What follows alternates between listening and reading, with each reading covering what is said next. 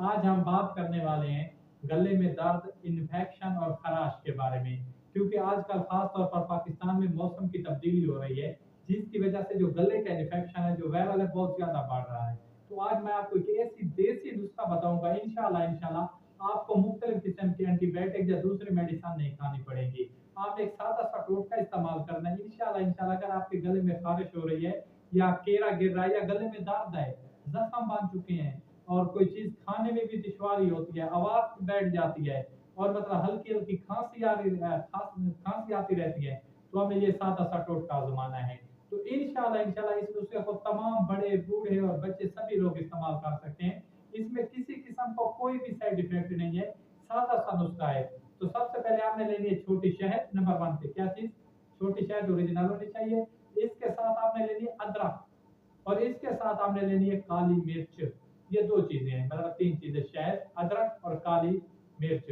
अब इसको बनाने का तरीका आप किस तरह इसको इस्तेमाल करें ताकि मतलब आपका जो गला है उसमें ख़ारिश भी ना हो, इन्फेक्शन भी ना हो और आपका गला बिल्कुल ठीक हो जाए, आवाज़ भी आपका साफ़ हो जाए। तो सबसे पहले आपने करना क्या है कि आपने 2 चम्मच शहद लेना है, उसको किसी भी बर्तन में डाल के, छोटे से बर्तन में डालें, हल्की आँच पे रखें, उस पे आपने 1 चुटकी काली मिर्च और 1 इंच का टुकड़ा अदरक का छोटे-छोटे हिस्सों में काटे और उसमें डाल दें।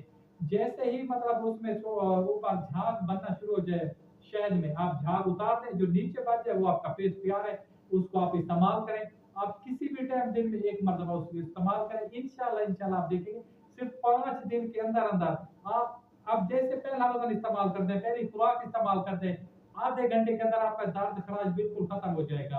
अगर इन्फेक्शन ज़्यादा हो चुका है, ज़ख्म बन चुके हैं, तो सिर्फ 5 दिन के अंदर-अंदर कितने? सिर्फ 5 दिन के अंदर-अंदर मतलब वो बिल्कुल ठीक हो जाएगा।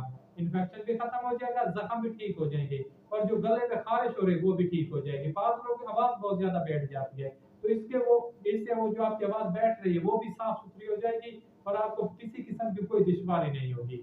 तो अपने भाई को दीजिए इजाज़त। खुदा हाफ़िज़, अस्सलाम, जज़ाकल्लाह।